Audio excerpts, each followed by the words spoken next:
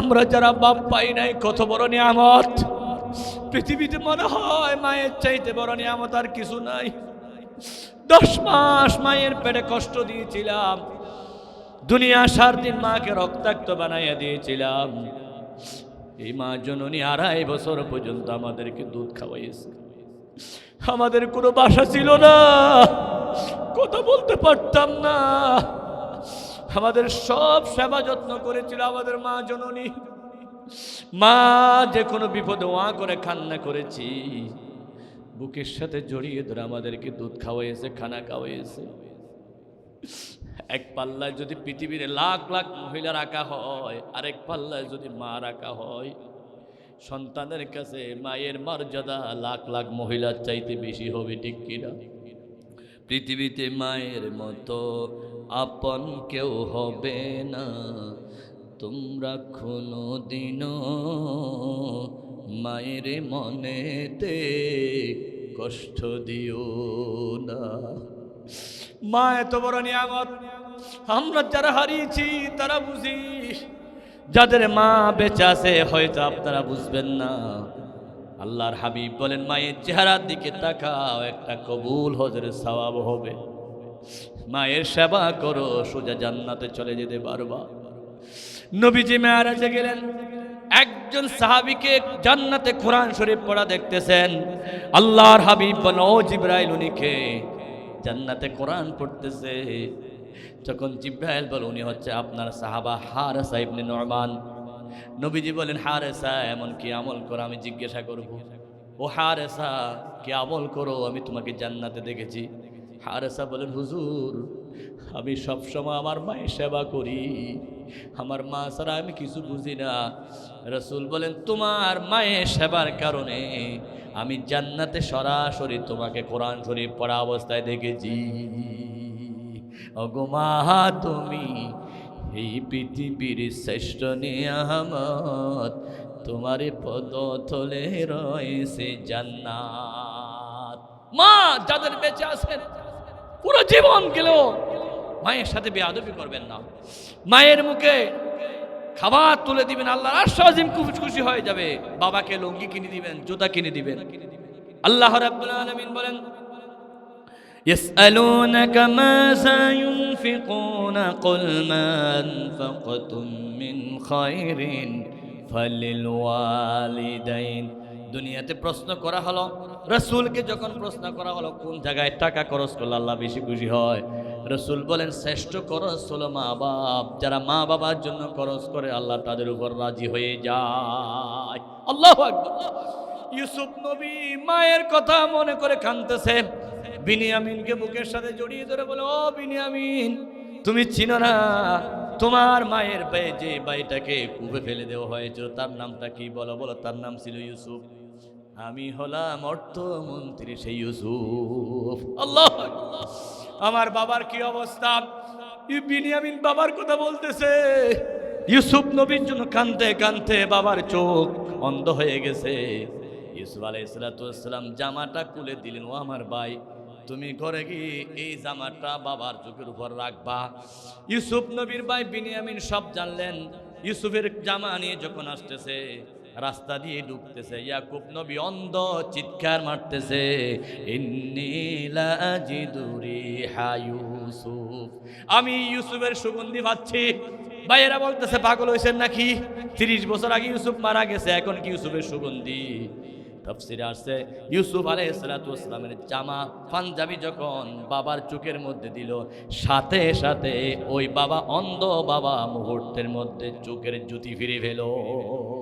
আল্লাহু আকবার। ইউসুফ নবীর বাবা সাথে সাথে 3 রাকাত নামাজ পড়লেন। কয় রাকাত? কেন 3 রাকাত? চোখ দিয়ে 3 দিকে দেখা যায়, ডানে দেখা যায়, বামে দেখা যায়, সামনে দেখা যায়, পিছনে দেখা যায় না। ইউসুফ নবীর বাবা ইয়াকুব 3 রাকাত নামাজ পড়লেন। আল্লাহ খুশি হয়ে উম্মতে মুহাম্মদী আমাদের জন্য মাগরিবের সময় 3 রাকাত নামাজকে ফরজ করে দিয়েছে। আল্লাহু আকবার। নাহমাদুহু ওয়া নাস্তাঈনুহু ওয়া নাস্তাগফিরুহু ওয়া নু'মিনু বিহি ওয়া নাতাওয়াক্কালু আলাইহি ونعوذ بالله من شرور أنفسنا ومن سيئات أعمالنا من يهد الله فلا مضل له ومن يضلله فلا هادي له ونشهد أن لا إله إلا الله وحده لا شريك له ونشهد أن سيدنا ونبينا ومولانا محمدا عبده ورسوله الذي أرسله بالحق بشيرا ونذيرا وداعيا إلى الله بإذنه وسراجا منيرا فقد قال الله تعالى في كلامه المجيد وفرقانه الحميد شكل زبان كل پڑی أعوذ بالله من الشيطان الرجيم بسم الله الرحمن الرحيم إن الله وملائكته يصلون على النبي يا أيها الذين آمنوا صلوا عليه وسلموا تسليما اللهم صل على سيدنا مولانا محمد وعلى آل سيدنا مولانا محمد সবাই মোহাব্বত নিয়ে বড় আওয়াজে পড়ি আল্লাহুম্মা সাল্লি আলা مولانا محمد وعلى آل سيدنا مولانا محمد যাদের হৃদয় আছে আল্লাহর ভয়ে তারা কভু পথ বলে যায় না আল্লাহর প্রেম ছাড়া এই দুনিয়ায় কারো কাছে কোনো কিছু চায় না যাদের হৃদয় আছে আল্লাহর ভয়ে তারা কভু পথ বলে যায় না আল্লাহর প্রেম ছাড়া এই দুনিয়ায় কারো কাছে কোনো কিছু চায় না রাতের আধারে যারা সিজদাতে রায় দু চোখের স্রোতে নদী যেন বয় চলনার হাত টানি যতই আসুক পেছনে ফিরেও সে তাকায় না যাদের হৃদয়ে আছে আল্লাহর ভয় তারা কভু পথ ভুলে যায় না আল্লাহর প্রেম ছাড়া এই জগতে কারো কাছে কোনো কিছু চায় না আলহামদুলিল্লাহ ঐতিহ্যবাহী বড়হাতিয়া মালপুকুরিয়া খন্দকার পাড়া গ্রিন সোসাইটি যুব একতা সংঘের উদ্যোগে আয়োজিত অষ্টমতম বিশাল তাফসিরুল কোরআন মাহফিলের মাননীয় সভাপতি মহোদয় জনাব আজিজুল হক সাহেব প্যানেল চেয়ারম্যান বড়াটি ইউনিয়ন পরিষদ, বারাকাল্লাহু ফি হায়াতিহি। প্রধান অতিথি বিশিষ্ট রাজনীতিবিদ, মজলুম জননেতা, সাতকানিয়া লোহাগাড়ের মাটি ও মানুষের প্রিয় বন্ধু, চট্টগ্রাম 15 তথা সাতকানিয়া লোহাগাড়ার মাননীয় সংসদ সদস্য জনাব আলহাজ শাহজাহান চৌধুরী, বারাকাল্লাহু ফি হায়াতিহি। প্রধান মুফাসসির হিসেবে আলোচনা পেশ করার সদয় সম্মতি জ্ঞাপন করেছেন উস্তাদুল আসাতিজা হযরত মাওলানা মাহমুদুল হাসান রাজশাহী, খতিব আল মদিনা জামে মসজিদ ফেনী। কথা বলেছেন হযরতুল আল্লাম জনাব মাওলানা তারেক আজিজ সাহেব, খতিব মালপুকুরিয়া খন্দকারপাড়া জামে মসজিদ, বারাকাল্লাহু ফি হায়াতিহি। উপস্থিত হবেন জনাব জসিম উদ্দিন সাহেব, আমির, বাংলাদেশ জামাত ইসলাম বড়হাটিয়া শাখা। মঞ্চে উপস্থিত আছেন জনাব হারুন রশিদ সাহেব এবং জনাব মৌলানা জুনায়েদ চৌধুরী সাহেব হাজির হবেন ইনশাআল্লাহ, সাবেক চেয়ারম্যান মহোদয় বড়াটিয়া ইউনিয়ন পরিষদ। দিগর নায়েবে রাসূল হযরত উলামায়ে কেরাম, উপস্থিত শ্রদ্ধাভাজন মুরব্বিয়ানে আযম এবং যারা মঞ্চ পরিচালনা করে যাচ্ছেন, মাহফিলের খেদমত করে যাচ্ছেন, আমার প্রিয় ভাই কোতোয়ালি থানার দায়িত্বশীল জনাব জসিম উদ্দিন সাহেব আতাল্লাহু উমরা, তরুণ যুবক ভাই বন্ধুগণ, ছোট ছোট মাসুম বাচ্চাগণ, পর্দানসীন পরম শ্রদ্ধেয় সম্মানিত আমার মা বোনেরা, মাইকের আওয়াজ যতদূর যাচ্ছি সর্বস্ত তৌহিদি জনতা, আসসালামু আলাইকুম ওয়া রাহমাতুল্লাহি তাআলা ওয়া বারাকাতুহু।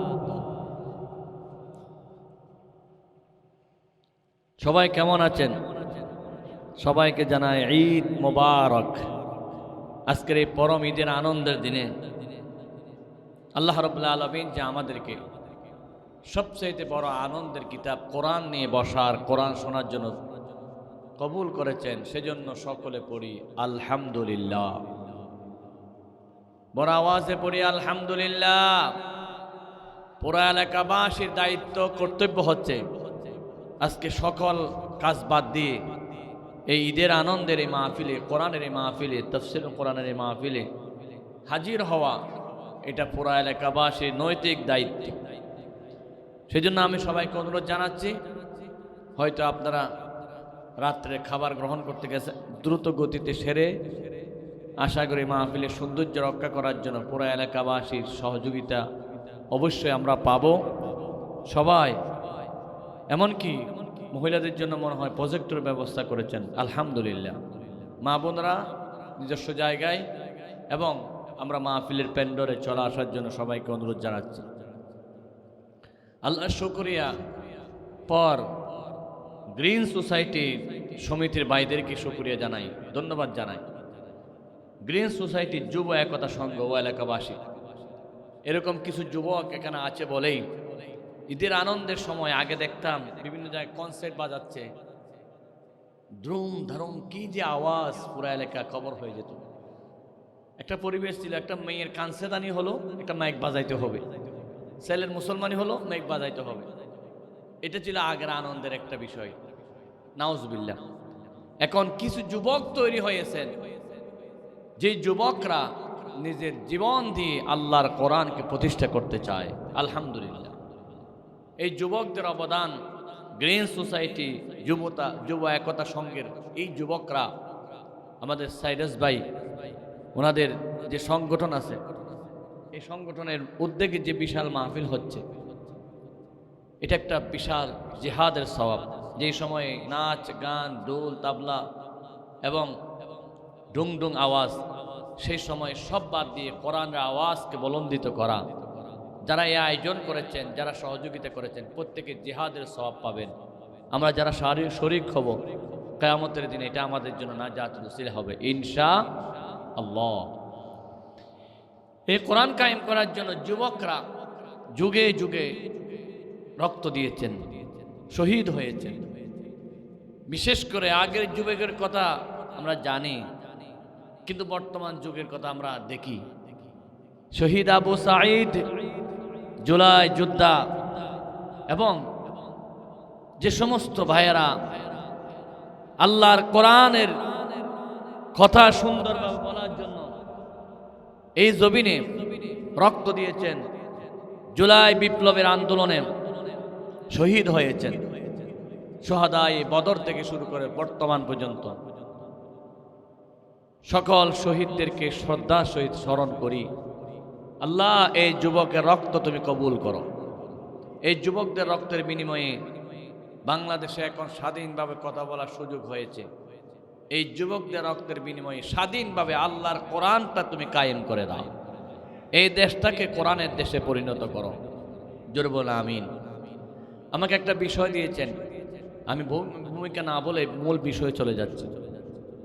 বিষয়টা হচ্ছে সূরা ইউসুফ এর শিক্ষা এবং যুবকরা যে ধ্বংস হয়ে যায়, কি কি কারণে ধ্বংস হয়ে যায়, তাদেরকে ধ্বংসর কবল থেকে উদ্ধার করার জন্য কি কি পদক্ষেপ নিতে হবে। খুবই চমৎকার একটা বিষয় গ্রিন সোসাইটি যুব একতা সংঘ ঠিক করেছেন। বিষয়টার জন্য তাদেরকে আবারও ধন্যবাদ জানাচ্ছি।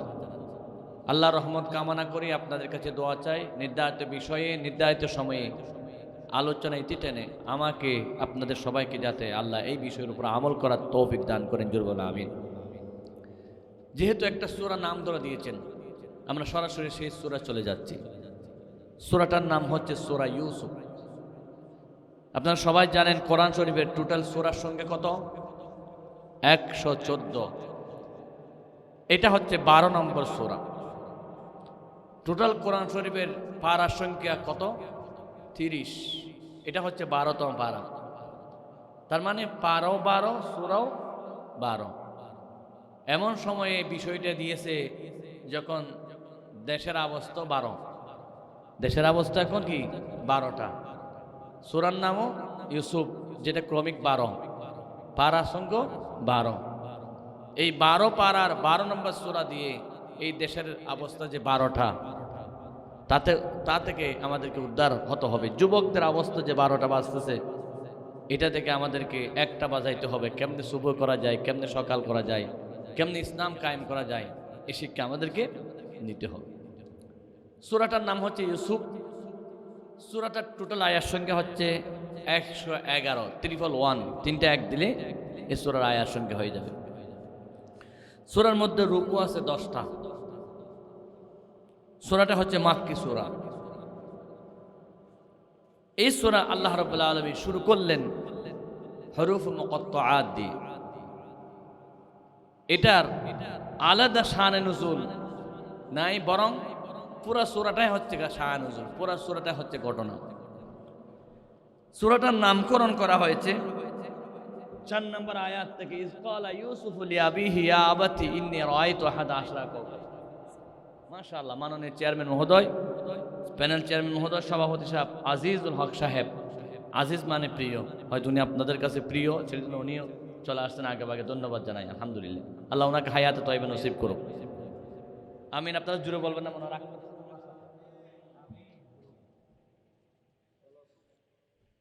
আলহামদুলিল্লাহ। আপনি কেমন আছেন? ভালো, আলহামদুলিল্লাহ। তাহলে সূরাটার নাম হচ্ছে ইউসুফ।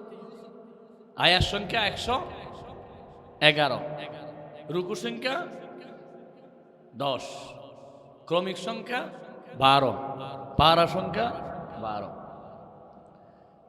সূরাটা আল্লাহ শুরু করেছেন হরফ মুকাত্তাআত দিয়ে, আলিফ লাম রা, আল্লাহু আ'লামু বিমুরাদিহি বিযালিক। এর অর্থ আল্লাহ জানেন। এরপর আল্লাহ বলতেছেন তিলকা আয়াতুল কিতাবিল মুবিন। এটা স্পষ্ট, এখানে কোনো লুকোচুরি নেই, প্রকাশ্য কোরআনের আয়াত।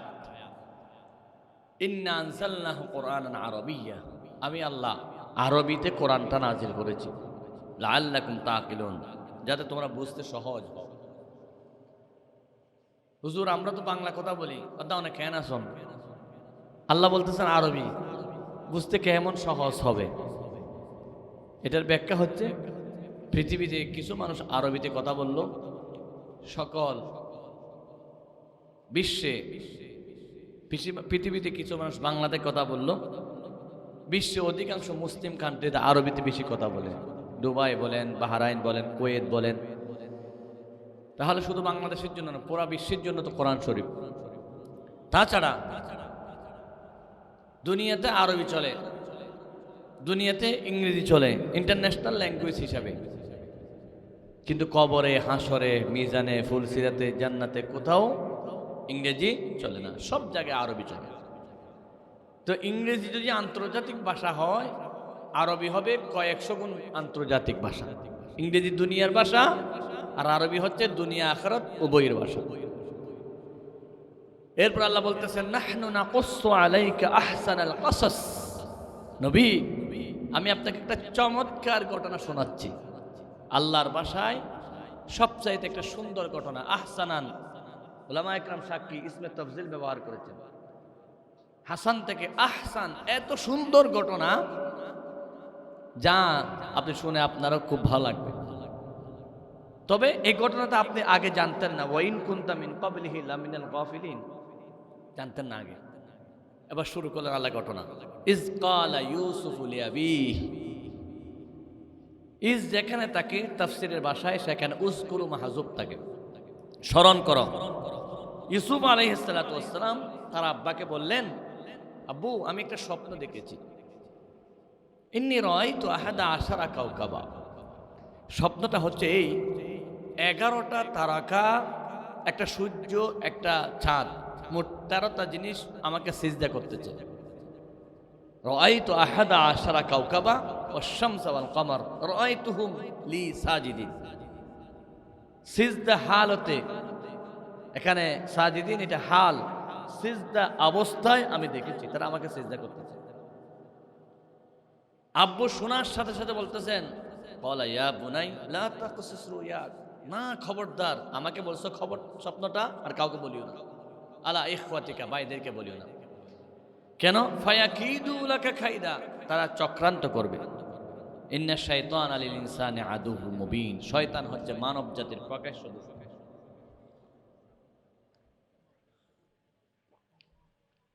এখানে একটা চমৎকার ঘটনা আল্লাহ বললেন।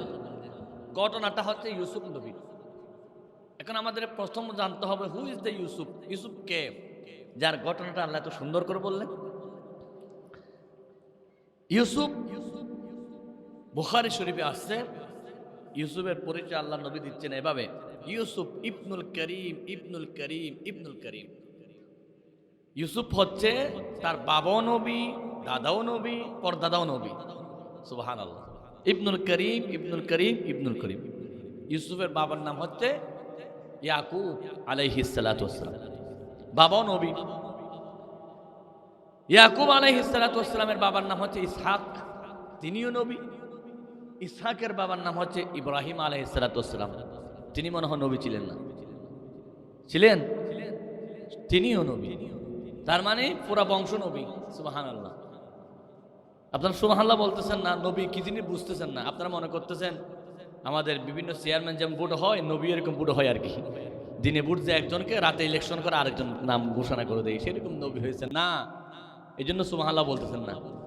নবী মানে অনেক পাওয়ারফুল, যেটা স্বয়ং আল্লাহ নির্ধারিত করে দেন। এবার হলো বলুন না সুবহানাল্লাহ। ইউসুফের বাবাও নবী, দাদাও নবী, তারপর দাদাও নবী, সব নবী।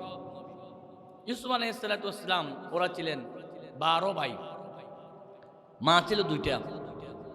ইউসুফ নবীর মায়ের দুইজন, একজন ইউসুফ আর একজন বিনিয়ামিন। আগের মায়ের 10 ভাই, আগের মায়ের 10 ভাইয়ের প্রথম ভাইয়ের নাম ছিল ইহুদ। ইহুদ, বর্তমান যে ইসরায়েল আছে, ইসরায়েল হচ্ছে ইহুদিরা। ওরা বলে আমরা হচ্ছি ইয়াকুব নবীর প্রথম সন্তান, ইহুদি তার অনুসারী, আমরা নবীর বংশধর। নাউজুবিল্লাহ।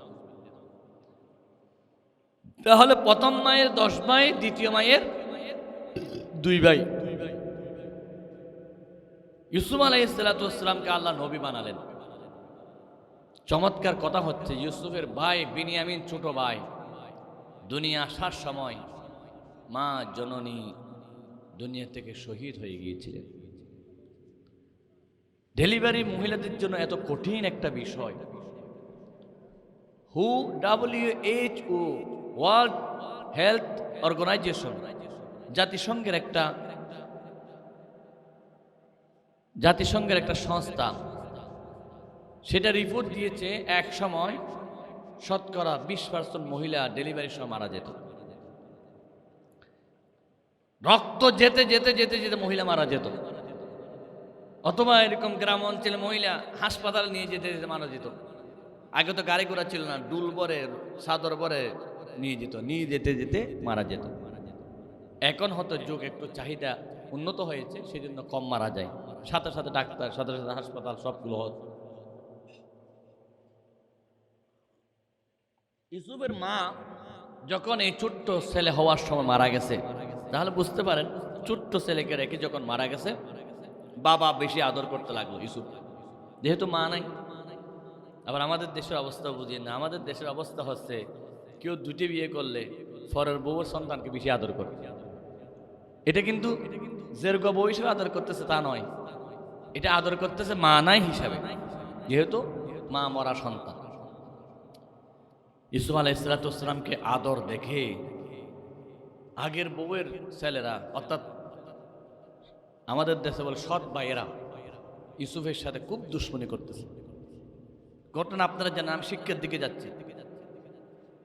ইউসুফ আলাইহিসসালামকে কেমনে মেরে ফেলবে, ওরা মনে করতেছে বাবা ইউসুফকে বেশি আদর করে, আমরা যদি আদরটা আমাদের দিকে নিয়ে আসতে পারি তাহলে আমাদেরকেও অনেক বেশি মহাব্বত করবে বাবা। এখন তো সব ইউসুফকে করতেছে। ইউসুফ আলাইহিসসালামকে মেরে ফেলার তারা ষড়যন্ত্র করতেছে। বাবা কি বলতেছে, আব্বু আমরা 10 জন খেলা খেলতে যাই, ক্রিকেট খেলি, ফুটবল খেলি। ইহুদিরা এগুলো আবিষ্কার করেছে, সেজন্য তারা খেলার মধ্যে 11 জন টিম করেছে। যেহেতু ইহুদিরা মনে করে আমাদের প্রধান ইহুদ, ওনারা 10 ভাই, অপর 1 ভাই, মোট 11 জন, কেউ 12 জন টিম করে। ওদিক থেকে তারা পরিকল্পনা করে। আমরা সবাই খেলতে যাই, আপনার এই ইউসুফটা যাই না, আমাদের সাথে একটু খেলতে ফাটা। বাবা বলতেছে, তুমি আমার ছেলেকে খেলতে নিয়ে যাবা? আমার ছেলে যদি খেলা করতে যায় তাহলে তোমরা মেরে ফেলবা। নবী হিসাবে জানা হয়ে গেল। না না মারবো না তো, আমার ছোট ভাই, আদর করবো, যত্ন করবো। অনেকদিন বলতে বলতে ইউসুফ আলাইহিসসালামকে দেওয়ার জন্য বাবা রাজি হলেন। ইউসুফ আলাইহিসসালামকে ভাইয়েরা নিয়ে যাও।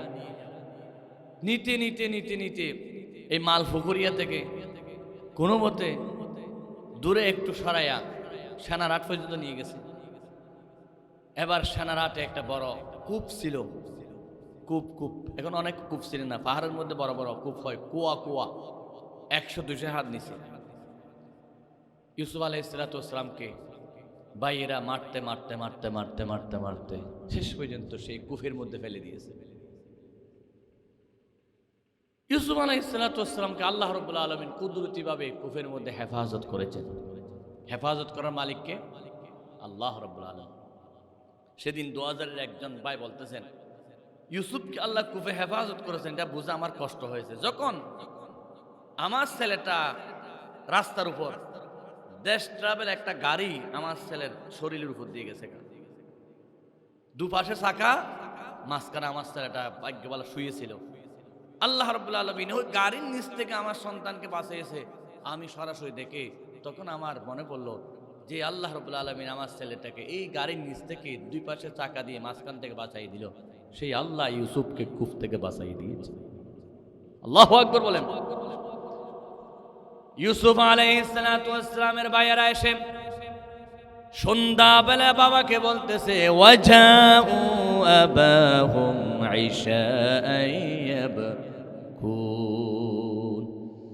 কেঁদে কেঁদে বলতেছে, আব্বু তোমার ছেলে ইউসুফ নবী আমাদের সাথে যাওয়ার পর একটা বাঘ এসে তোমার ছেলে ইউসুফকে খেয়ে ফেলেছেন। আসলে কি বাঘে খাইছে নাকি তারা মেরে ফেলেছে? বলেন কারা মেরে ফেলেছে? ইউসুফ নবীকে বাঘে খেয়ে ফেলেছেন। বাবা বলতেছে বাঘে খেয়েছে, প্রমাণটা কি? ওরা কি করেছে, একটা ছাগল জবাই করে জামাটা খুলে ইউসুফ নবীর জামার মধ্যে কিছু ছাগলের রক্ত লাগাইয়া দিল। বাবাকে বলতেছে, দেখো বাবা, বাঘে খাওয়ার পরে রক্তাক্ত হয়ে গেছে জামাটা। কিন্তু তারা বেকুব ছিল, বাঘে খাইলো তো জামা ছিঁড়ে ফেলবে, ওই জামাটা অক্ষত ছিল। বাবার বুঝতে বের দেরি হলো না, এটা বনের বাঘে খাই নাই, তোমাদের মনের বাঘে খেয়েছে। ঠিক কিনা? আল্লাহ রাব্বুল আলামিন ইউসুফ নবীর কথাটা বললেন।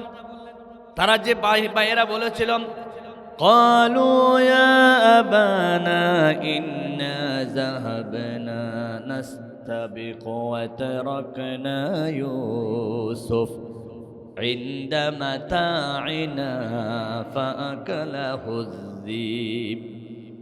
আব্বু, আমরা কাপড় চোপড় খুলে এক জায়গায় রাখলাম, ইউসুফকে বলছি এটা পাহারা দাও, আমরা খেলে আসি। ফাআকালাহু যিব, বাঘে এসে তাকে খেয়ে ফেলেছে।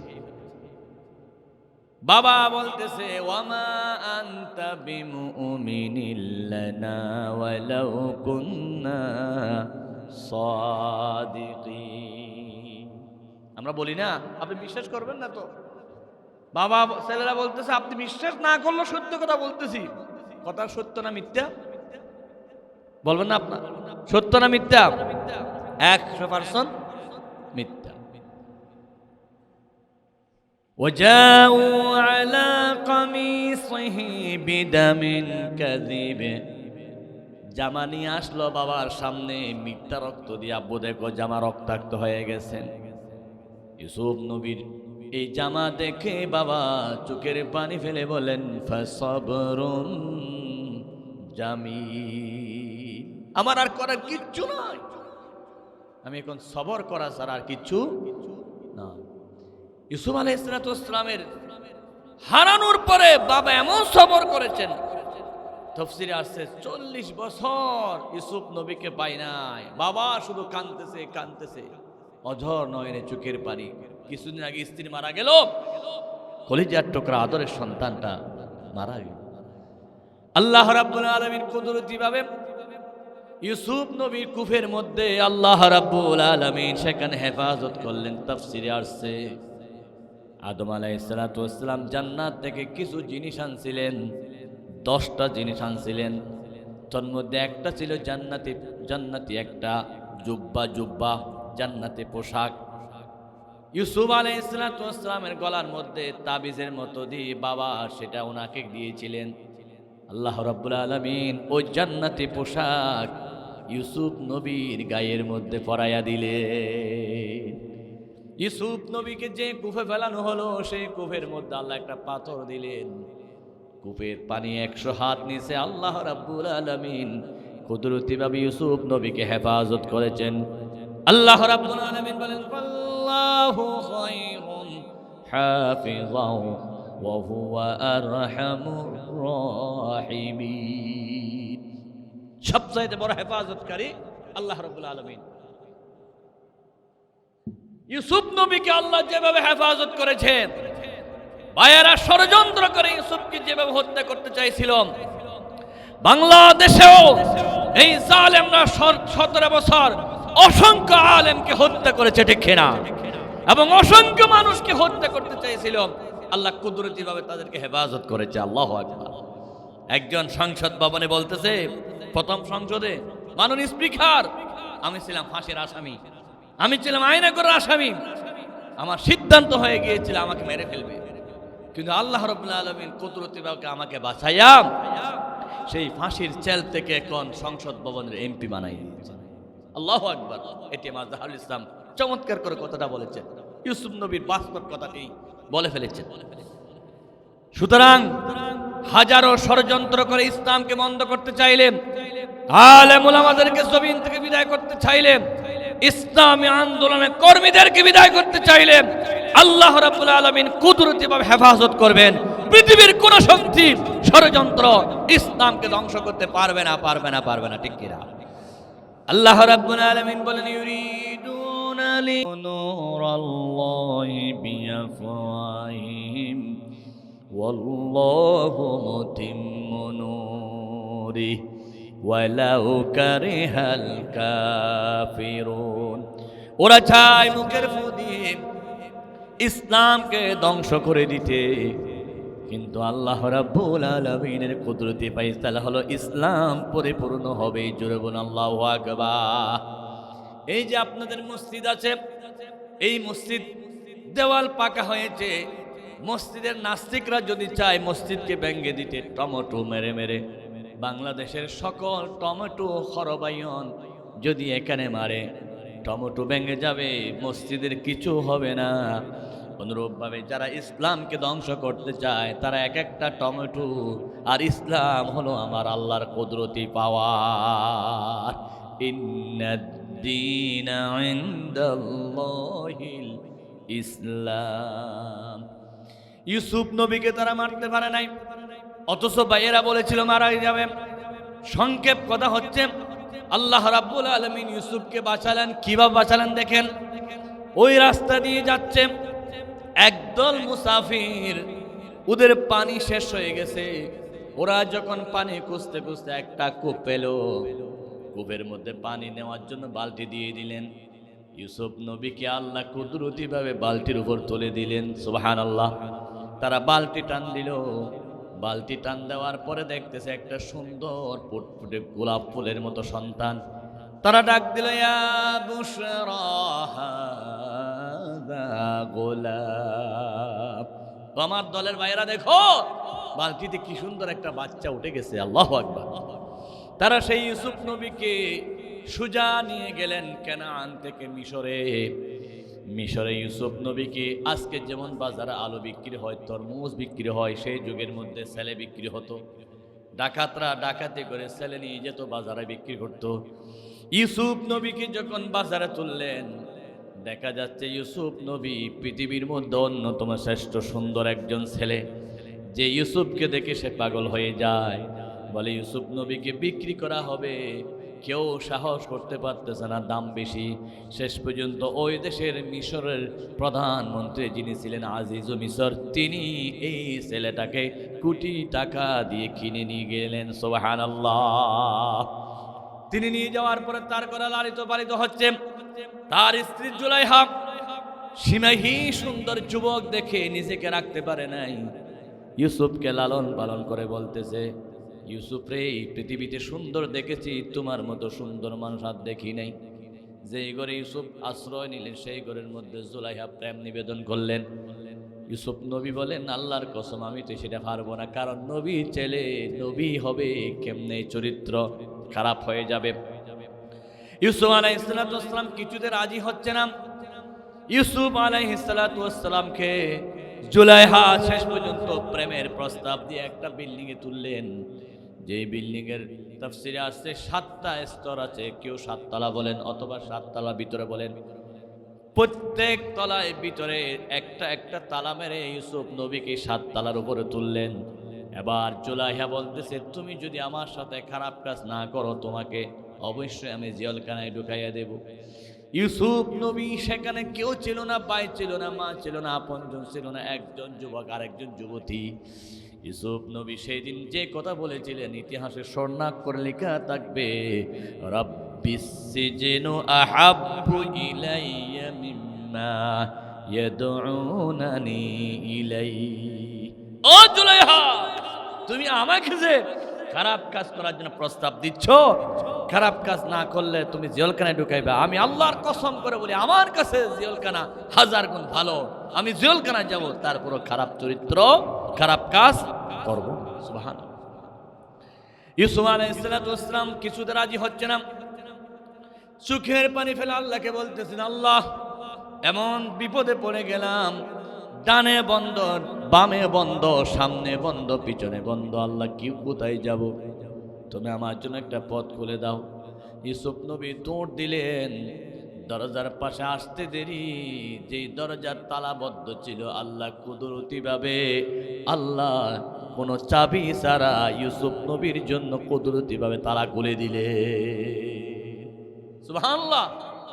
একটা দুইটা নয়, 7টা তালা সব খুলে গেল। ইউসুফ নবী ভিতর থেকে বের হলেন।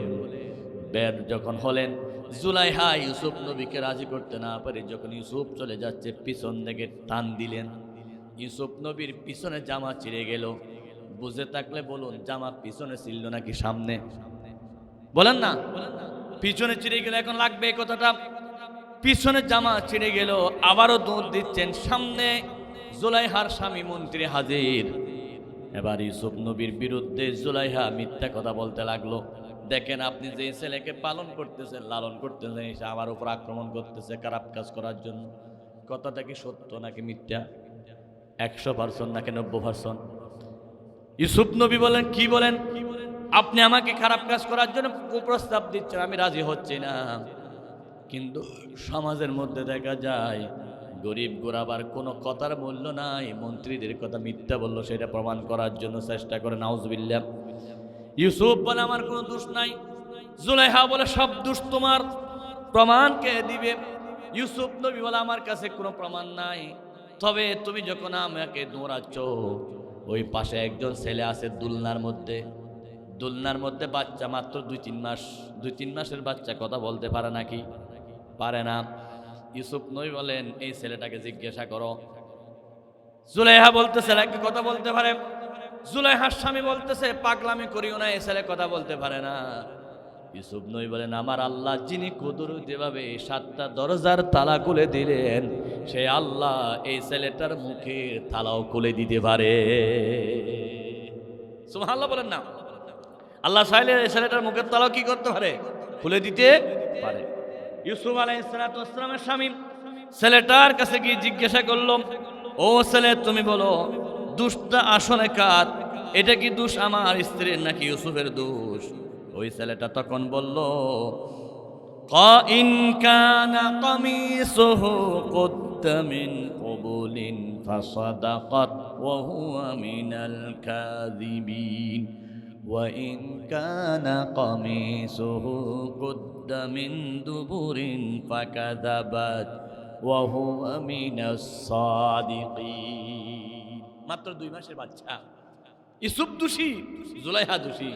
কথাটা বললে অনেকে বিশ্বাস করবে না, প্রমাণ দিতে হবে। তিনি বললেন, যদি জামা পিছনে চিরা থাকে জুলাইহা দোষী, কারণ ইউসুফ দুধ দিচ্ছে, জুলাইহা টান দিছে। আর যদি জামা সামনে চিরা থাকে তাহলে ইউসুফ দোষী। ইউসুফ সেদিকে মেয়ের দিকে যাচ্ছে, মেয়ে ধাক্কা দিয়ে ফেলে দিছে, ইউসুফ দোষী। এখন একটু আগে বলছিলাম জামা কোন দিকে চিরা? আল্লাহ রাব্বুল আলামিন বলেন, ফালাম্মা রাআ কামিসুহু কুদ্দা মিন দুবুরিন, জামা যখন চেক করে দেখলেন, দেখা গেল পিছন দিকে ছিঁড়া। এবার দোষটা যে ইউসুফ নয়, জুলাইহার দোষ। 100% নাকি 90% সত্য? কয় পার্সেন্ট? এরপর মন্ত্রীর একটা মর্যাদা রয়েছে। মন্ত্রী বলতেছে, আমার স্ত্রীকে বাঁচাইতে হবে। অন্যায়ভাবে ইউসুফ নবীকে জেলখানায় দিল। ইউসুফ নবীকে যখন জেলখানায় দিলেন, আল্লাহ রাব্বুল আলামিন ইউসুফ নবীকে জেলখানার মধ্যে যত কয়েদি আছে সবাইকে দাওয়াত দেওয়ার জন্য প্রস্তুত করে দিলেন। সুবহানাল্লাহ। ইউসুফ নবী জেলখানায় গিয়ে ডাকলেন, ইয়া সাহিবা ইসজিনি আরবাবুম মুতাফাররিকুন খায়রুন আমিল্লাহুল ওয়াহিদুল কাহ্হার। ও জেলখানার কয়েদিরা, তোমরা কষ্ট করে কারাগারে আসো, আমিও তোমাদের মতো একজন কারাগার বন্দী। তোমাদেরকে আমি ওয়াজ করতেছি, তোমরা কি এক খোদা মানবা নাকি অসংখ্য খোদা মানবা? প্রিন্সিপাল 2টা থাকলে কলেজে মারামারি হয়, হেডমাস্টার 2টা থাকলে শিক্ষা প্রতিষ্ঠানে মারামারি হয়, খোদা 2টা থাকলে আসমান জমিনে মারামারি হতো। এক খোদাই বলতো, দীর্ঘদিন আসমান উপরে গেছো, আমি আসমান এখন জমিন নিচে দেবো। এক খোদাই বলতো, তুমি কাঁঠাল ধরে এসো, কাঁঠাল গাছে 40 বছর, আমি এবার আম ধরাবো। এরকম করে মারামারি হয়ে যেত। আল্লাহ রাব্বুল আলামিন ইউসুফ নবীর কথাটাকে কারাগারের বন্দীদের মধ্যে আকর্ষণীয় করে দিলেন। ইউসুফ নবী 1 বছর 2 বছর নয়, অনেক বছর পর্যন্ত কারাগারে ছিলেন, জেলখানায় ছিলেন। বুঝে থাকলে বলুন, ইউসুফ নবী জেলখানায় ছিলেন অপরাধের কারণে, অন্যায়ের কারণে, নাকি জনগণের মোহাব্বতের কারণে? ইউসুফ নবী কোনো দোষ করে নাই, বিনা দোষে অপরাধী ছিলেন। এরকম ইউসুফ নবী নয়, আমার নবী, আপনার নবী, বিশ্ব নবী রাহমাতুল্লিল আলামিন, তাকেও জেলখানা দিয়েছিল শিহাব আবি তালেব নামক। এই জেলখানার মধ্যে 3টা বছর ছিলেন। অনুরূপভাবে আল্লাহ দ্বীনের কাজ যারা করে তাদেরকে কখনো জেলখানা যেতে হবে, কখনো রিমান্ডে যেতে হবে, কখনো নির্যাতন সহ্য করতে হবে। বাংলাদেশের তার বাস্তব প্রমাণ ইসলামী আন্দোলন নেতৃবৃন্দরা বিশ্ব মুফাসসির আল্লামা সাঈদী শাহ হুজুর রাহমাতুল্লাহি তাআলা আলাইহি কোনো অপরাধ ছিল না, বিনা অপরাধে শুধুমাত্র সত্য কথা, কোরআনের কথা, দ্বীনের কথা বলার কারণে ইউসুফ নবী হয়ে 7-8 বছর ছিলেন, আর আল্লামা সাঈদী সাহেব 13টা বছর জেলখানায় ছিল। ঠিক কিনা? আল্লামা সাঈদী সাহেব জেলখানায় থাকাটা নবীর সুন্নত তিনি পালন করলেন, কিন্তু আফসোসের বিষয় হলো সেই আল্লামা সাঈদী সাহেবকে জেলখানা থেকে আর বের হতে দেয় নাই। ভারতের নির্দেশে, ভারতের ইশারায় সে জেলখানা থেকে 13 বছর পরে 15ই আগস্ট শোক পালন করার জন্য, জাতীয় শোক দিবস পালন করার জন্য এই জানোয়াররা অসুখের নাম দিয়ে, হার্ট অ্যাটাকের নাম দিয়ে জেলখানা থেকে সোজা হাসপাতালে নিয়ে আসতেছেন। অথচ সমস্ত মানুষ জানেন জেলখানায় কিছু নিয়ম রয়েছে। জেলখানা কোনো কয়েদি যদি অসুস্থ হয় আগে তার আত্মীয় স্বজনকে ডাকতে হবে, তোমার আব্বার এই অসুখ, তোমার ভাইয়ের এই অসুখ, তারপর অন্য কাজ করতে হবে। কিন্তু আল্লামা সাঈদী সাহেবের ছেলে একজনকে খবর দেয় নাই, বিনা খবরে তাকে হাসপাতালে আনলেন। তিনি তো কিছু কথা বলতে পারতেছে না, কারণ হাত পা বন্দি। তিনি একটা হাসি দিয়েছিলেন, হাসি দিয়ে বিশ্বের মানুষকে জানিয়ে দিলেন, আমি আসলে অসুস্থ নই, আমি ষড়যন্ত্রের শিকার। ঠিক কিনা? ওই হাসি দিয়ে পুলিশ ভাইদেরকে বলেছিলেন, তোমরা কি নামাজ পড়ো? একটা হাসি আরেকটা কথা, দুই কথায় প্রমাণ করে আল্লাহ সত্যিকার নায়েবে নবী, আল্লাহর নবীর সুন্নত পালন করেছেন। রাসূল বলেছেন জান্নাতি মানুষ দুনিয়া থেকে যাওয়ার সময় বড় নিদর্শন হলো একটা হাসি দিবি। হাসি মাত্র বুঝতে হবে অনেক জান্নাতি মানুষ। নবীজি 2 নম্বরে আল্লাহ নবী দুনিয়া থেকে যাওয়ার সময় শেষ কথা বলেছিলেন সালাত, নামাজ, নামাজ, নামাজ। সাঈদী সাহেবও নবীর সুন্নত পালন করতে গিয়ে শেষ কথা বলেছিলেন, পুলিশ ভাইয়েরা তোমরা কি নামাজ পড়েছো? আর কোনো কথা বলার সুযোগ পাই নাই। শেষ পর্যন্ত হাসপাতালে নিয়ে ওনাকে যখন নাকি ইনজেকশন পুশ করা হলো, একটা নার্সের মেয়ে চিৎকার করে দিয়েছিলেন, এটা স্বাভাবিক ইনজেকশন নয়, এটা পয়জন, বিষ ঢুকাই দেওয়া হচ্ছে। ঠিক কিনা বলেন? ওনাকে সেখানে শহীদ করা হলো। সবাই বলেন ইন্না লিল্লাহি ওয়া ইন্না ইলাইহি রাজিউন। শেষ পর্যন্ত ওনার লাশটা বের করার পরে বাংলাদেশের সম্পদ নয়, পুরা বিশ্বের নিয়ামত ছিল আল্লামা সাঈদী সাহেব। ওনার জানাজা পর্যন্ত ঢাকার মাঠে পড়তে দেয় নাই। আমার ভাইয়েরা, সেদিন যদি জানাজা পড়তে দিত, কোটি মানুষের উপরে জানাজার মানুষ হাজির হতো। ঠিক কিনা? তোমরা যে জুলাই বিপ্লবে হারেছ, আল্লামা সাঈদী সাহেব বারবার বলতেন জালেমরা বাঁচার জন্য সমস্ত ছিদ্র বন্ধ করে দে, একটা ছিদ্র খুলে রাখে, কোন ছিদ্র দিয়ে তারা যে পালাবে, তারা যে ধ্বংস হবে সেটাও তারা জানা। তোমরা জালেমরা ধ্বংস হওয়ার বড় ছিদ্র ছিল আল্লামা সাঈদী সাহেবের উপর, আল্লাহর জবরদস্ত ওলির উপর এরকম নির্মম আচরণ করা, এটাই তোমাদের পতনের মূল কারণ হিসাবে কাজ করেছে। ঠিক কিনা বলে? জেলখানার মধ্যে ওনাকে শহীদ করা হলো, ওনার জানাজা পড়তে দেওয়া হলো না। আল্লাহ রাব্বুল আলামিনের গজব পড়েছে যে আগস্ট মাসের শোক পালন করার জন্য ওনার জানাজা পর্যন্ত পড়তে দিল না।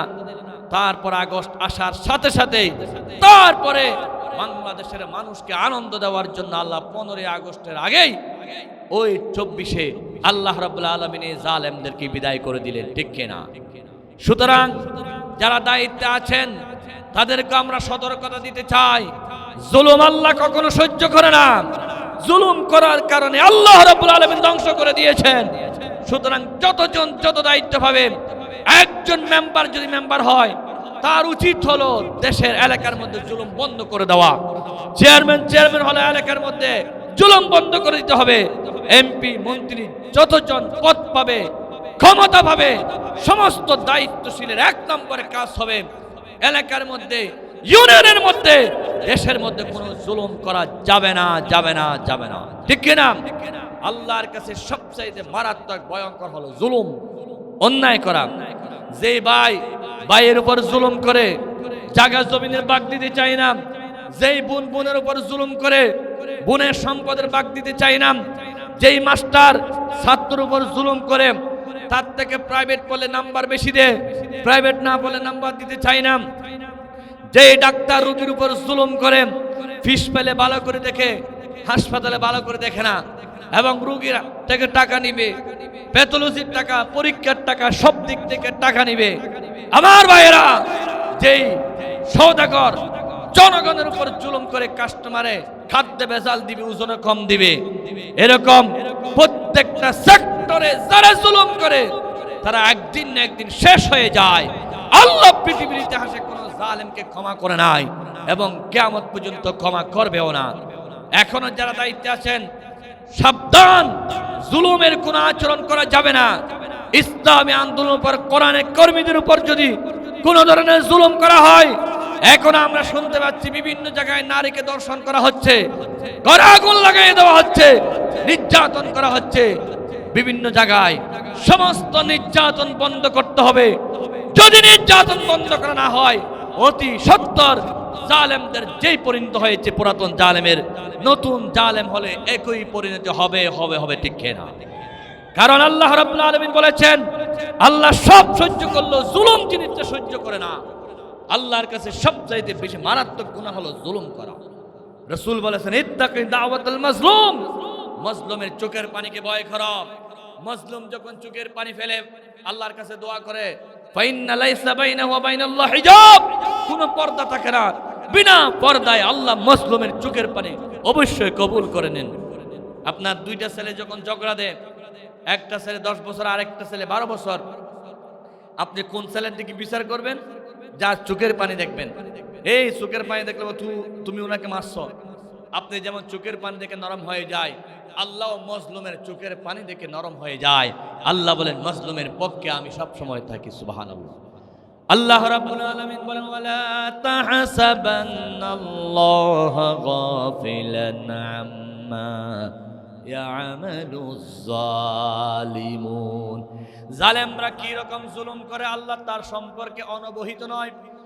আল্লাহ সব দেখতেছেন। আল্লাহর সিসি ক্যামেরা আছে, থানায় গিয়ে কে কর্মীর বিরুদ্ধে কথা বলে কেউ না শুনলো, আমার আল্লাহ শুনতেছে, ঠিক কিনা বলেন? আল্লাহ রাব্বুল আলামিন বলেন, মা ইয়াকুনু মিন নাজওয়া সালাসাতিন ইল্লা হুয়া রাবিউহুম ওয়ালা খামসাতিন ইল্লা হুয়া সাদিসুহুম ওয়ালা আদনা মিন যালিকা ওয়ালা আকবারা ইল্লা হুয়া মাআহুম আইনামা কানু। জোরে বলুন আল্লাহু আকবার। আমার আল্লাহ বলেন, তোমরা তিনজনে মিলে যেখানে পরামর্শ করো সেখানে আমার আল্লাহ 4 নাম্বার থাকে। তোমরা যেখানে 4 জন থাকো সেখানে আমার আল্লাহ 5 নাম্বার থাকে। তুমি যেখানে আমার আল্লাহ সেখানে আছে কি নাই? ওয়া হুয়া মাআকুম আইনামা কুনতুম। তুমি যেখানে থাকো সেখানে আল্লাহ থাকে। সুতরাং আল্লাহর গোপন কিছু নাই, জুলুম করবা না। আল্লামা সাঈদী সাহেবকে জুলুম করে সেদিন দুনিয়া থেকে বিদায় করে দিয়েছিল, সেদিন ওনাকে বিদায় করে দিয়েছে, কিন্তু মানুষের অন্তর থেকে বিদায় করতে পারে নাই। এখনো সবাই ওনাকে শ্রদ্ধার সহিত স্মরণ করে, কি করে না? করে কি করে না? সেজন্য কবিতা লিখতেছেন, আল্লামা সাঈদী তুমি মরণী, শহীদ হয়েছ তুমি এটাই জানি। আল্লামা সাঈদী তুমি মরণী, শহীদ হয়েছ তুমি এটাই জানি। দেখা তো হবে না আর জীবনে, দেখা হবে জান্নাতি ফুল বাগানে। দেখা তো হবে না আর এই জীবনে, দেখা হবে জান্নাতি ফুল বাগানে। এই আশা কবুল করো আল্লাহ তুমি, শহীদ হয়েছ তুমি এটাই জানি। আল্লাহু আকবার বলেন। আমার ভাইয়েরা, সত্যকে কখনো গোপন করা যায় না। আজকে যারা ক্ষমতায় আছেন, আল্লাহর কোরআন ধরেন, গ্রিন সোসাইটির এই মাহফিল থেকে জোর দাবি জানাচ্ছি, আল্লামা সাঈদীর বিপক্ষে যারা সাক্ষী দিয়েছিলেন, যারা রায় দিয়েছিলেন, যারা জুলুম করেছে, দুনিয়া থেকে শহীদ করেছে, প্রত্যেকটার বিচার এই জমিন হতে হবে। কারা কারা বিচার চান দুই হাত তুলে আল্লাহকে দেখান।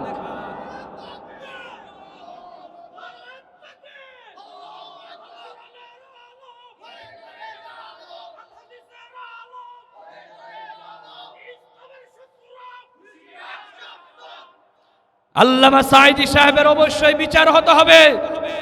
সাবেক প্রধানমন্ত্রী, ওনার ঘরের সামনে বালুর ট্রাক দিয়েছিল, কেউ কোন নেতা কর্মী সেটা সরাই নাই। ইসলামী আন্দোলনের কর্মীরা শহীদ হয়েছে ওনার বালুর ট্রাক সরানোর জন্য। এগুলো ভুলে গেলে চলবে না।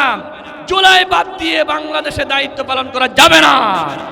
বাংলাদেশে যদি ক্ষমতা চালাতে চাই, জুলাইকে স্বীকার করতে হবে। আমার ভাইয়েরা,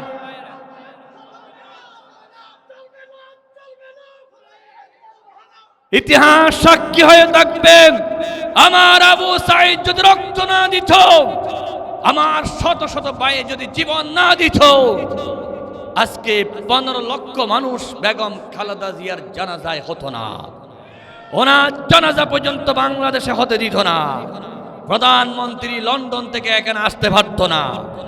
নিশ্চয় আমার আবু সাঈদের রক্তকে স্বীকার করতে হবে। জুলাই বিপ্লব রক্তকে স্বীকার করতে হবে। জুলাইয়ের সাথে গাদ্দারি করলে বাংলাদেশের মানুষ কখনো ক্ষমা করবে না।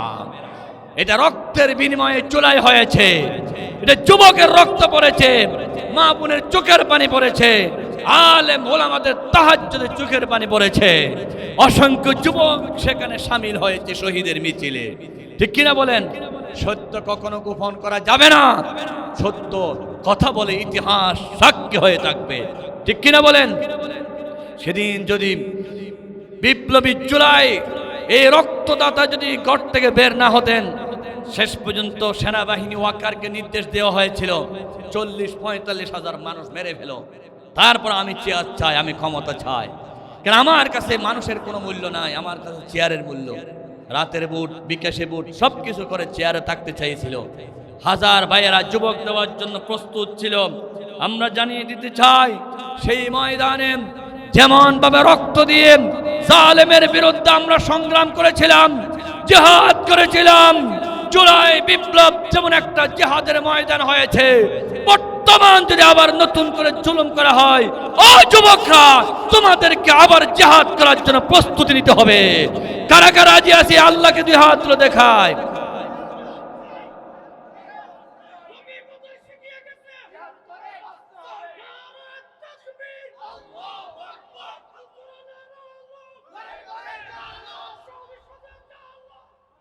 আজকে আমাকে বলা হয়েছে যুবকদের দুর্বলতার কারণ কি? দুর্বলতার কারণ হলো 60টি জিনিস যুবকদের কাছে না থাকার কারণে আজকে যুবকরা ধ্বংস হয়ে যাচ্ছে। 1 নম্বর হচ্ছে ইউসুফ নবীর মতো তাকওয়া। ইউসুফ আলাইহিস সালাতু ওয়াস সালাম একটা বদ্ধ করে 7 তলার উপরে নারীকে নিয়ে ছিলেন। ইউসুফ আলাইহিস সালাতু ওয়াস সালাম সেখানে আল্লাহকে ভয় করেছিলেন। ঠিক কিনা? আল্লাহর ভয় যদি ইউসুফের ভিতর না থাকতো, ইউসুফ সেদিন জানা করতেন কিনা? সুন্দরী রূপসী মেয়ে পেয়ে ইউসুফ আলাইহিস সালাতু ওয়াস সালাম রূপসী মেয়ের দিকে তাকাই নাই, ভিতরে আল্লাহর ভয় ঢুকেছে। তিনি বলেছেন, ইন্নী আখাফুল্লাহ, আমি আল্লাহকে ভয় করি। ও যুবক, তোমার মর্যাদা সবচাইতে বেশি। যুবক একবার আল্লাহ ডাকলে আল্লাহ 70 বার জবাব দেয়। একজন যুবক কত মর্যাদা! রাসূল করিম সাল্লাল্লাহু আলাইহি ওয়াসাল্লাম মসজিদে খুতবা দিচ্ছেন, পিছনে একজন যুবক দাঁড়িয়ে আছেন, মসজিদের ভিতর জায়গা পায় নাই।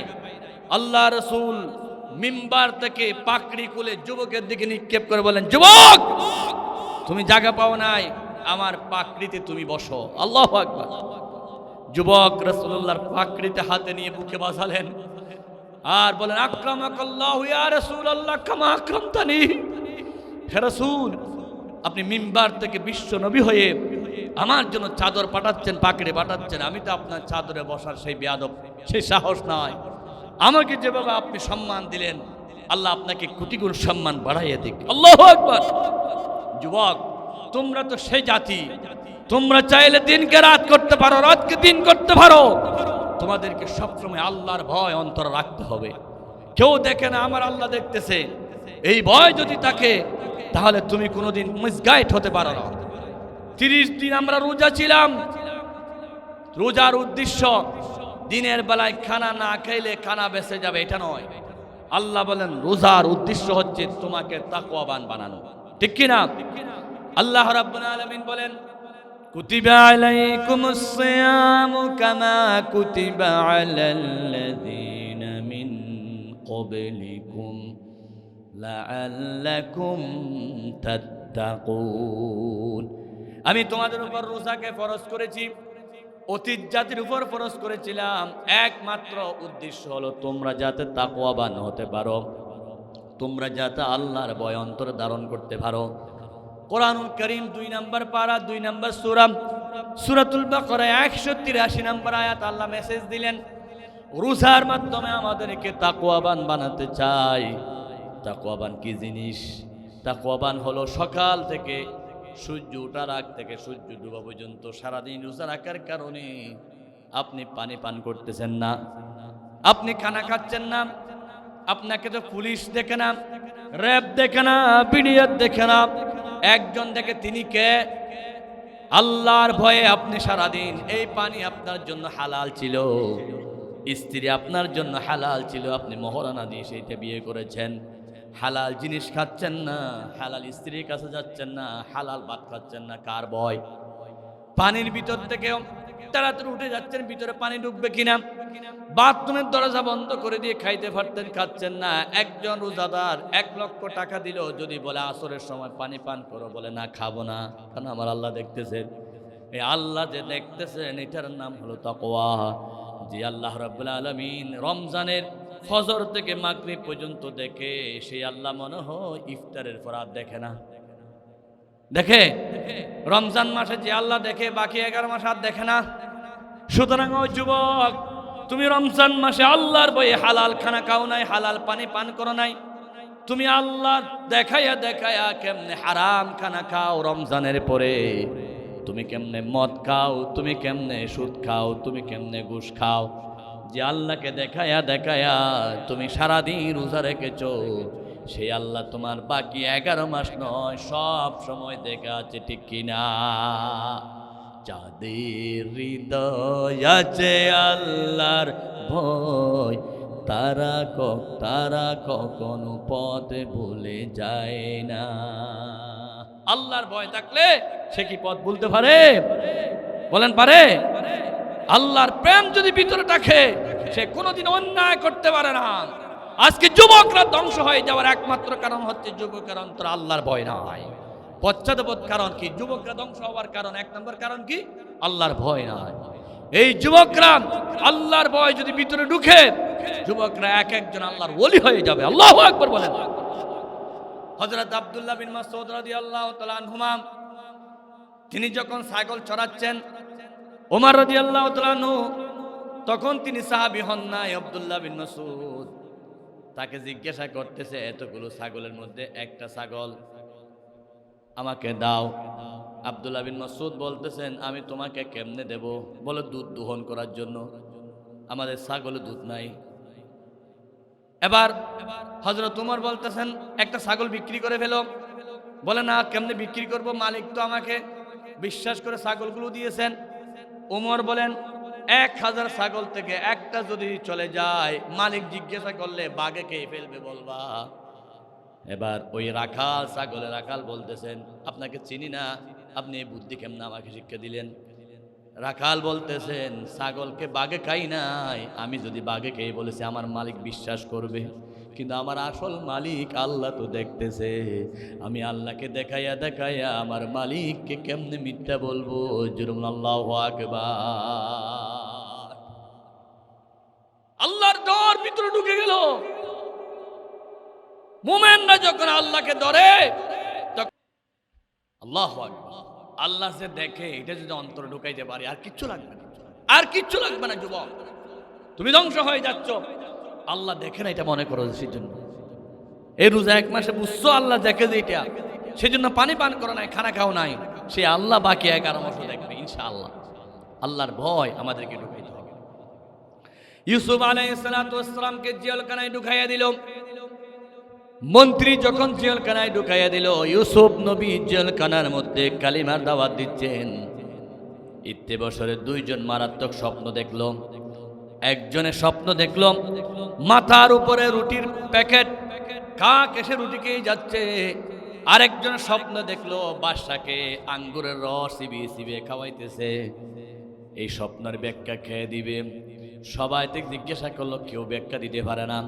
ইউসুফ নবী বললেন, আল্লাহ রাব্বুল আলামিন আমাকে এলম দিয়েছেন, জ্ঞান দান করেছেন, আমি স্বপ্নের ব্যাখ্যা দেব। আস্তে বলেন সুবহানাল্লাহ। ইউসুফ নবী বললেন, যার রুটির মাথার উপর থেকে কাকে খেয়ে ফেলেছে অতি সত্বর সে মারা যাবে।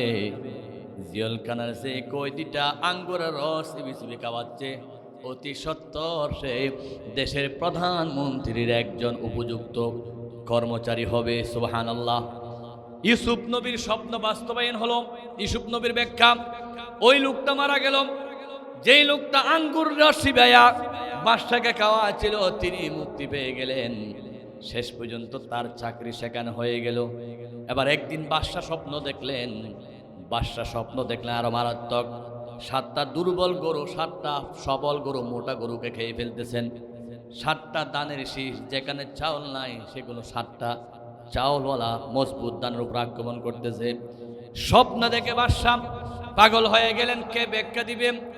ওই কর্মচারী যিনি আঙ্গুর রস চিবিয়ে খাচ্ছেন, তিনি বলতেছেন, জাহাপনা আমার কাছে একজন লোক আছে যিনি স্বপ্নের ব্যাখ্যাদাতা, সুন্দর ব্যাখ্যা দিতে পারেন।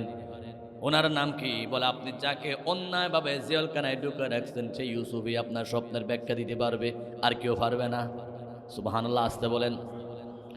বাদশা ইউসুফ নবীকে ডাকালেন। ইউসুফ নবী বলেন, আমি জেলখানায় কয়েদি, ব্যাখ্যা কেমনে দেব? আগে আমাকে জেলখানা থেকে মুক্ত করো, তারপর আমি ব্যাখ্যা দেব। সুবহানাল্লাহ। আপনার দেশে 7 বছর সীমাহীন ফসল হবে। একখানি জমিনের মধ্যে 100 আরি জায়গার মধ্যে 500 আরি ধান হবে। বাকি 7 বছর অভাব চলবে, কিছু থাকবে না। তাহলে কি করতে হবে? ওই 7 বছরের জমানো ফসল এমনভাবে মজুত করতে হবে, জমায়ে রাখতে হবে, বাকি 7 বছর যাতে দেশের মধ্যে কোনো অভাব না থাকে। সুবহানাল্লাহ। বাদশা বলতেছে, এটা কেমনে পারবো? ইউসুফ আলাইহিস সালাতু ওয়াস সালাম তখন বললেন, ইন্নী হাফিজুন আলিম, আমি একমাত্র পারবো, হেফাজত করতে পারবো, আমি জানি কিভাবে বিলি করতে হবে, আমি ছাড়া আর কেউ হবে না।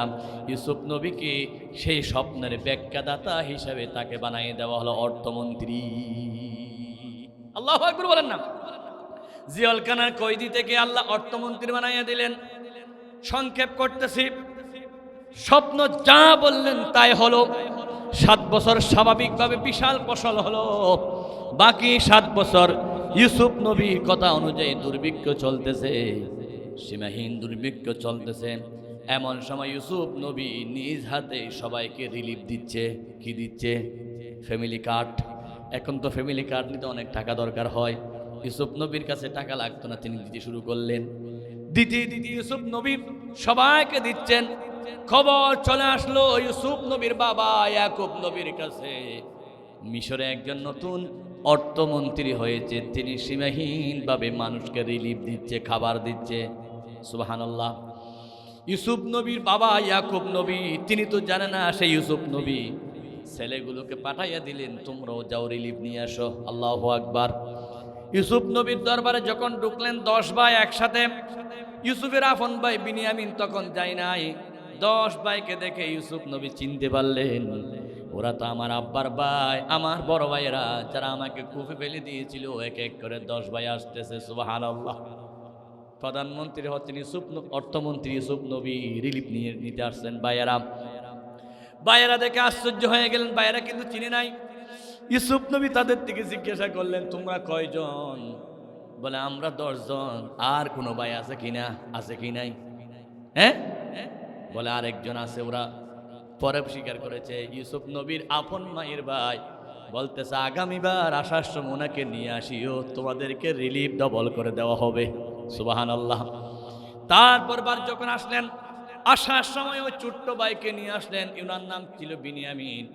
ওনাকে দেখি ইউসুফ নবীর কলিজা নরম হয়ে গেল, চোখ দিয়ে দর দর করে পানি পড়তেছে।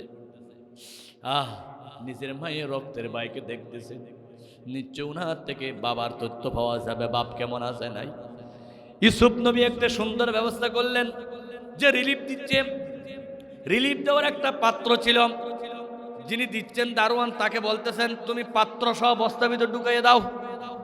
পুরা পাত্র বস্তা ভিতরে ঢুকাইয়া দিল। কিছুক্ষণ পরে ডাক দিতেছে, এই রিলিফের পাত্র পাওয়া যাচ্ছে না। সেই দেশে আইন ছিল, যে চুরি করবে তাকে রেখে দিবে, পাত্রটা যার বস্তা ভিতরে পাওয়া যাবে তাকে রেখে দেওয়া হবে। খুঁজতে খুঁজতে পাত্রটা পাওয়া গেল ইউসুফ নবীর ছোট ভাই বিনিয়ামিনের বস্তায়। এবার ইউসুফ নবী বলতেছে উনার বস্তায় পাওয়া গেছে, উনাকে রেখে দিতে হবে। কি মোহাব্বত! আসলে বাইকে রাখার জন্য একটা সুন্দর ফন্দি করলেন ইউসুফ নবী, বাইকে রাখলেন। এবার চুর হিসাবে রয়ে গেল। ইউসুফ নবী রিলিফ দেওয়া শেষ করার পরে বাইকে বুকের সাথে জড়িয়ে ধরে বলে, ভাই আমাকে চিনো? বলে তুমি কে? বলে তোমার আর কোনো ভাই ছিল কিনা? বলে আমার একটা ভাই ছিল ইউসুফ নবী, আমার সেই ভাইকে 10 ভাই মিলে জবাই করে দিয়েছে। বলে তোমার মা কই? এই কথা বলার সাথে সাথে ইউসুফ নবীও কাঁদতেছে, বিনিয়ামিনও কাঁদতেছে। ও আমার ভাইয়েরা, আমিও মা হারিয়েছি। আপনাদের মধ্যে যারা মা হারিয়েছেন একটু চিন্তা করে দেখুন, গতকাল ঈদ গেল, আমরা যারা মা পাই নাই, আমরা যারা বাপ পাই নাই, কত বড় নিয়ামত! পৃথিবীতে মনে হয় মায়ের চাইতে বড় নিয়ামত আর কিছু নাই। 10 মাস মায়ের পেটে কষ্ট দিয়েছিলাম, দুনিয়া 4 দিন মাকে রক্তাক্ত বানাইয়া দিয়েছিলাম। এই মা জননী 2.5 বছর পর্যন্ত আমাদেরকে দুধ খাওয়াইছে। আমাদের কোনো বাসা ছিল না, কথা বলতে পারতাম না, আমাদের সব সেবা যত্ন করেছিল আমাদের মা জননী। মা যে কোনো বিপদে ওয়া করে কান্না করেছি, বুকের সাথে জড়িয়ে ধরে আমাদেরকে দুধ খাওয়াইছে, খানা খাওয়াইছে। এক পাল্লায় যদি পৃথিবীর লাখ লাখ মহিলা রাখা হয়, আরেক পাল্লায় যদি মা রাখা হয়, সন্তানের কাছে মায়ের মর্যাদা লাখ লাখ মহিলার চাইতে বেশি হবে, ঠিক কিনা? পৃথিবীতে মায়ের মতো আপন কেউ হবে না, তোমরা কোনোদিনও মায়ের মনেতে কষ্ট দিও না। মা এত বড় নিয়ামত, আমরা যারা হারিয়েছি তারা বুঝি, যাদের মা বেঁচে আছে হয়তো আপনারা বুঝবেন না। আল্লাহর হাবিব বলেন, মায়ের চেহারার দিকে তাকাও, একটা কবুল হজের সওয়াব হবে। মায়ের সেবা করো, সোজা জান্নাতে চলে যেতে পারবা। নবীজি মেরাজে গেলেন, একজন সাহাবীকে জান্নাতে কোরআন শরীফ পড়া দেখতেছেন। আল্লাহর হাবিব বলেন, ও জিবরাইল, উনিকে জান্নাতে কোরআন পড়তেছে। যখন জিবরাইল বলে উনি হচ্ছে আপনার সাহাবা হারেসা ইবনে নুমান। নবীজি বলেন, হারেসা এমন কি আমল করো আমি জিজ্ঞাসা করব? ও হারেসা, কি আমল করো? আমি তোমাকে জান্নাতে দেখেছি। হারেসা বলেন, হুজুর আমি সবসময় আমার মায়ের সেবা করি, আমার মা ছাড়া আমি কিছু বুঝি না। রাসূল বলেন, তোমার মায়ের সেবার কারণে আমি জান্নাতে সরাসরি তোমাকে কোরআন শরীফ পড়া অবস্থায় দেখেছি। ওগো মা, তুমি এই পৃথিবীর শ্রেষ্ঠ নিয়ামত, তোমার পদতলে রয়েছে জান্নাত। মা যাদের বেঁচে আছেন, পুরো জীবন গেল মায়ের সাথে বেয়াদবি করবেন না। মায়ের মুখে খাবার তুলে দিবেন, আল্লাহর আরশ আজিম খুশি হয়ে যাবে। বাবাকে লুঙ্গি কিনে দিবেন, জুতা কিনে দিবেন। আল্লাহ রাব্বুল আলামিন বলেন, يسألونك ماذا ينفقون قل ما أنفقتم من خير فللوالدين। দুনিয়াতে প্রশ্ন করা হলো, রাসূলকে যখন প্রশ্ন করা হলো কোন জায়গায় টাকা খরচ করলে আল্লাহ বেশি খুশি হয়, রাসূল বলেন শ্রেষ্ঠ খরচ হলো মা বাপ। যারা মা বাবার জন্য খরচ করে আল্লাহ তাদের উপর রাজি হয়ে যায়। আল্লাহু আকবার। ইউসুফ নবী মায়ের কথা মনে করে কাঁদতেছে। বিনিয়ামিনকে বুকের সাথে জড়িয়ে ধরে বলে, ও বিনিয়ামিন, তুমি চিনো না তোমার মায়ের ভাই যে ভাইটাকে কূপে ফেলে দেওয়া হয়েছিল তার নামটা কি? বলো বলো। তার নাম ছিল ইউসুফ। আমি হলাম অর্থমন্ত্রী সেই ইউসুফ। আল্লাহ, আমার বাবার কি অবস্থা! বিনিয়ামিন বাবার কথা বলতেছে। ইউসুফ নবীর জন্য কাঁদতে কাঁদতে বাবার চোখ অন্ধ হয়ে গেছে। ইউসুফ আলাইহিস সালাম জামাটা খুলে দিলেন। ও আমার ভাই, তুমি ঘরে গিয়ে এই জামাটা বাবার চোখের উপর রাখবা। ইউসুফ নবীর ভাই বিনিয়ামিন সব জানলেন। ইউসুফের জামা নিয়ে যখন আসতেছে, রাস্তা দিয়ে ঢুকতেছে, ইয়াকুব নবী অন্ধ চিৎকার মারতেছে, ইন্নী লা আজিদু রিহা ইউসুফ, আমি ইউসুফের সুগন্ধি পাচ্ছি। ভাইয়েরা বলতেছে, পাগল হয়েছেন নাকি? 30 বছর আগে ইউসুফ মারা গেছে, এখন কি ইউসুফের সুগন্ধি? তাফসীরে আসছে, ইউসুফ আলাইহিস সালামের জামা পাঞ্জাবি যখন বাবার চোখের মধ্যে দিল, সাথে সাথে ওই বাবা অন্ধ বাবা মুহূর্তের মধ্যে চোখের জ্যোতি ফিরে পেল। আল্লাহু আকবার। ইউসুফ নবীর বাবা সাথে সাথে 3 রাকাত নামাজ পড়লেন। কয় রাকাত? কেন 3 রাকাত? চোখ দিয়ে 3 দিকে দেখা যায়, ডানে দেখা যায়, বামে দেখা যায়, সামনে দেখা যায়, পিছনে দেখা যায় না। ইউসুফ নবীর বাবা ইয়াকুব 3 রাকাত নামাজ পড়লেন। আল্লাহ খুশি হয়ে উম্মতে মুহাম্মদী আমাদের জন্য মাগরিবের সময় 3 রাকাত নামাজকে ফরজ করে দিয়েছে। আল্লাহু আকবার। ইউসুফ নবীর বাবা ইয়াকুব বিনিয়ামিন থেকে সব শুনতে পেল, আপনার ছেলে ওখানে প্রেসিডেন্ট, ওখানে অর্থমন্ত্রী। পরবর্তীতে ইউসুফের বাবা, ইউসুফের মা এবং 10 ভাই, মোট কয়জন? 12 জন। ওই বিনিয়ামিন 13 জন। 13 জন একসাথে ইউসুফ নবীর দরবারে গেল। 13 জনে একসাথে সিজদা করলো। তখন কিন্তু সিজদা করা নিষেধ ছিল না। 13 ভাই, 11 ভাই, একটা চন্দ্র, একটা সূর্যমানি, একটা বাবা, একটা মা।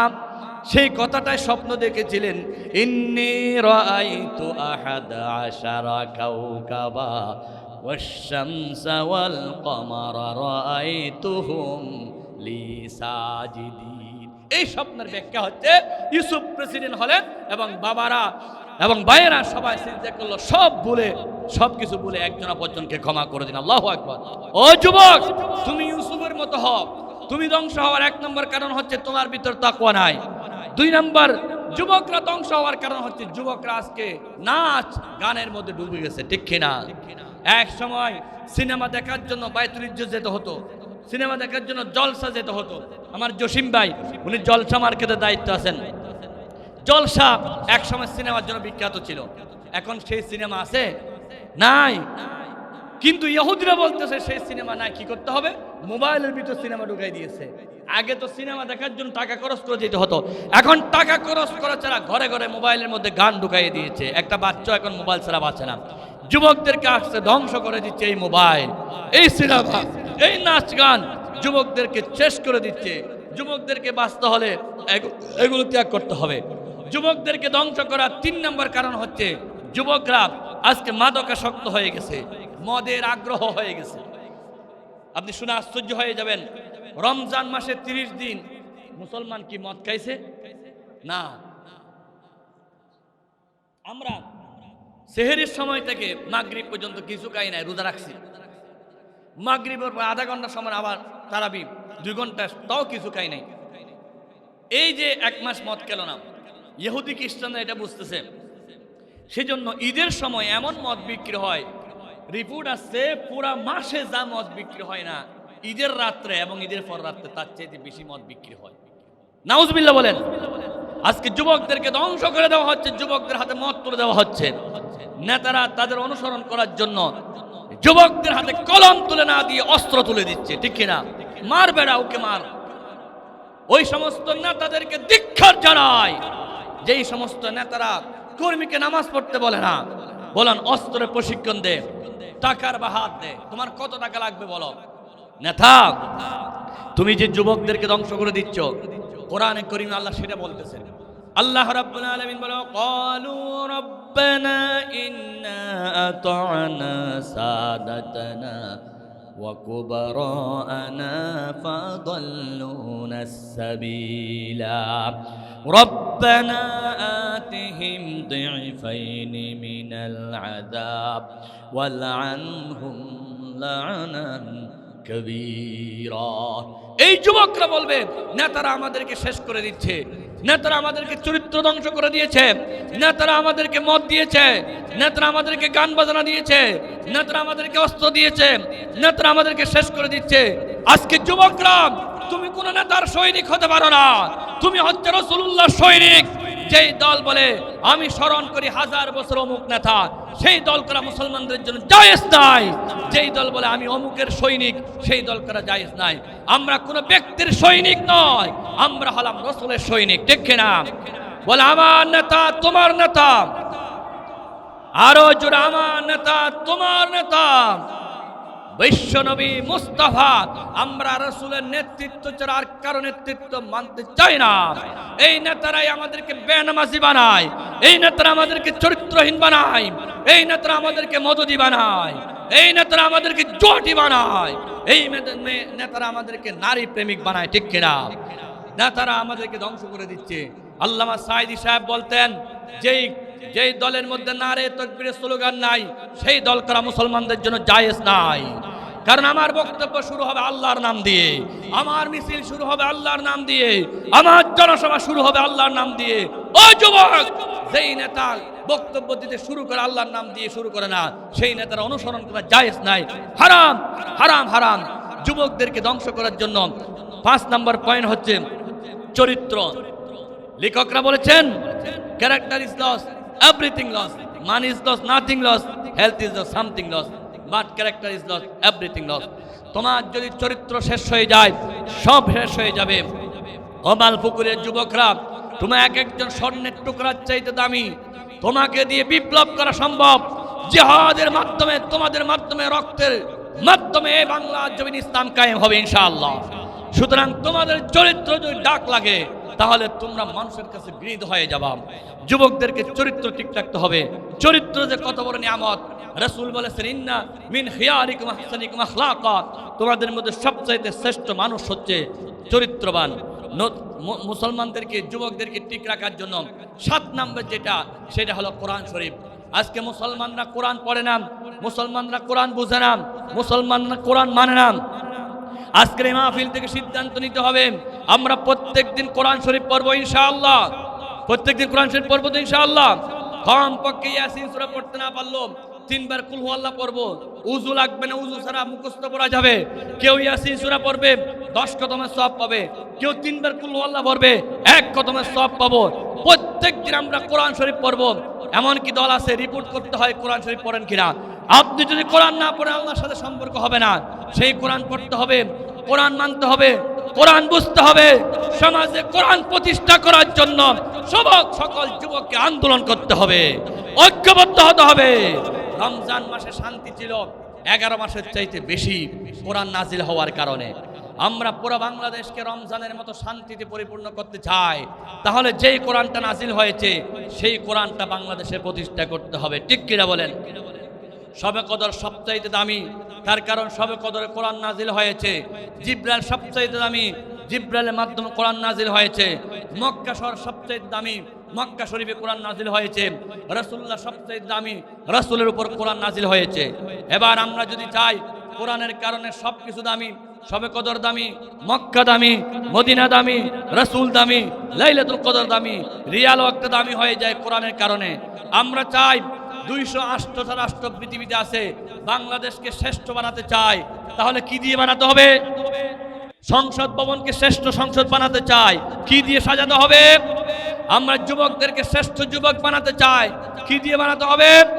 বাংলাদেশের পুলিশগুলোকে শ্রেষ্ঠ পুলিশ বানাতে চাই, তাদেরকে কোরআন দিয়ে প্রশিক্ষণ দিতে হবে। বাংলাদেশের সেনাবাহিনীকে শ্রেষ্ঠ সেনাবাহিনী বানাতে চাই, কোরআন দিয়ে প্রশিক্ষণ দিতে হবে। বাংলাদেশের বিচারক যারা, তাদের সবাইকে শ্রেষ্ঠ বিচারক বানাতে চাই। শামসুদ্দিন মানিকের মতো কুখ্যাত বিচারক না হয়ে শ্রেষ্ঠ বিচারক বানাতে চাইলে তাদেরকে কোরআনের প্রশিক্ষণ দিতে হবে। বাংলাদেশের ব্যবসায়ীদেরকে শ্রেষ্ঠ ব্যবসায়ী বানাতে চাই, কোরআন দিয়ে প্রশিক্ষণ দিতে হবে। কোরআনের কারণে সব দামি হয়ে যায়। আমরা বাংলাদেশকে শ্রেষ্ঠ দেশ রাষ্ট্র বানাতে চাই। বাংলাদেশে টেকনাফ থেকে তেতুলিয়া, রূপসা থেকে পাতুরিয়া, এখন কোরআনের বিজয় শুরু হয়েছে। হাজারো ইলেকশন ইঞ্জিনিয়ার করে একবার দুইবার পার গেল, বারবার পাওয়া যাবে না। আমরা হয়তো মাটি দখল করতে পারি নাই পরিপূর্ণভাবে, কিন্তু বাংলাদেশে আমরা মানুষের অন্তর দখল করেছি। এখন বাংলাদেশের প্রত্যেকটা মানুষ আল্লাহর কোরআনওয়ালাদেরকে বিশ্বাস করে। এমন একটি সময় আসবে বাংলাদেশের আকাশে বাতাসে কোরআন চালু হবে। কারা কারা চান জিহাদ আল্লাহকে দেখায়?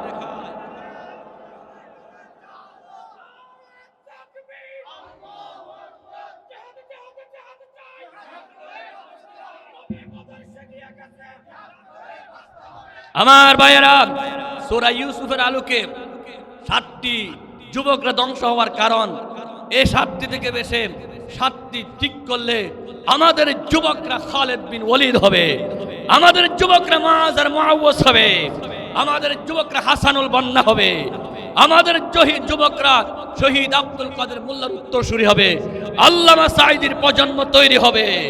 আমরা বাংলাদেশে কোরআন চালু করতে চাই, বাংলাদেশটা কোরআনের দেশ হোক, এই আশা নিয়ে আমার নির্ধারিত সময় নির্ধারিত বিষয়ে যা আলোচনা করেছি, আল্লাহ আমি সহ সবাইকে আমল করার তৌফিক দান করুন।